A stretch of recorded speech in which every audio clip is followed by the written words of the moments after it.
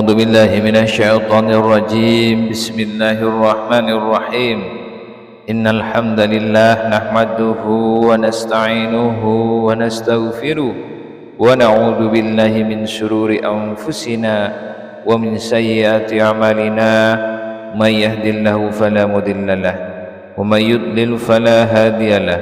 أشهد أن لا إله إلا الله وأشهد أن محمدا عبده ورسوله. اللهم صل على سيدنا محمد وعلى آل سيدنا ومولانا Muhammad. Sahabat nasihat Islam yang dirahmati Allah, pada kesempatan kali ini kami akan membahas yaitu bacaan doa yang dibaca sebelum tidur, yaitu dua ayat terakhir surat Al-Baqarah. Dua ayat terakhir surat Al-Baqarah bisa dibaca setiap hari sebagai amalan bernilai pahala. Bahkan Rasulullah SAW menganjurkan untuk membaca dua ayat terakhir surat Al-Baqarah setiap malam. Dari Abu Mas'ud Al-Badri, Rasulullah SAW bersabda, barang siapa yang membaca dua ayat terakhir surat Al-Baqarah pada malam hari, maka ia akan diberi kecukupan. Dalam Al-Quran, surat Al-Baqarah adalah surat kedua. Surat ini merupakan surat terpanjang yang terdiri dari 286 ayat. Al-Baqarah termasuk dalam golongan surat Madaniyah. Nah, sahabat nasihat Islam yang dirahmati Allah, berikut adalah bacaan dua ayat terakhir surat Al-Baqarah. Bismillahirrahmanirrahim.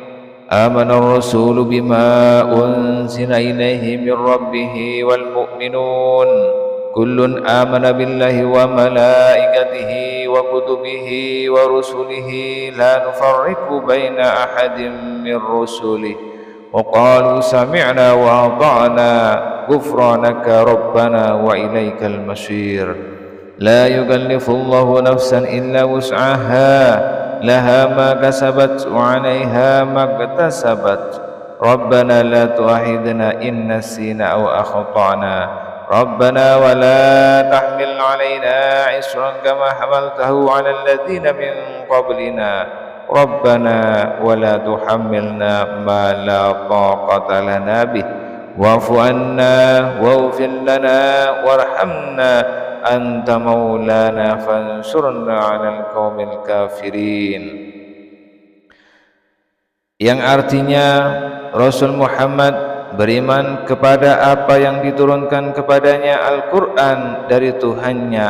Demikian pula orang-orang yang beriman, semua beriman kepada Allah, malaikat-malaikatnya, kitab-kitabnya dan rasul-rasulnya.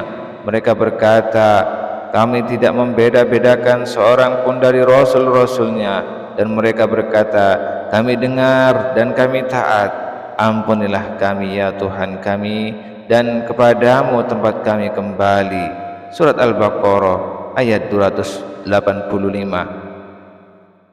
Selanjutnya Al-Baqarah 286 yang artinya Allah tidak membebani seseorang melainkan sesuai dengan kesanggupannya. Dia mendapat pahala dari kebajikan yang dikerjakannya, dan dia mendapat siksa dari kejahatan yang diperbuatnya. Mereka berdoa, ya Tuhan kami, janganlah Engkau hukum kami jika kami lupa atau kami melakukan kesalahan. Ya Tuhan kami, janganlah Engkau bebani kami dengan beban yang berat sebagaimana Engkau bebankan kepada orang-orang sebelum kami. Ya Tuhan kami, janganlah Engkau pikulkan kepada kami apa yang tidak sanggup kami memikulnya. Maafkanlah kami, ampunilah kami, dan rahmatilah kami. Engkaulah pelindung kami, maka tolonglah kami menghadapi orang-orang kafir.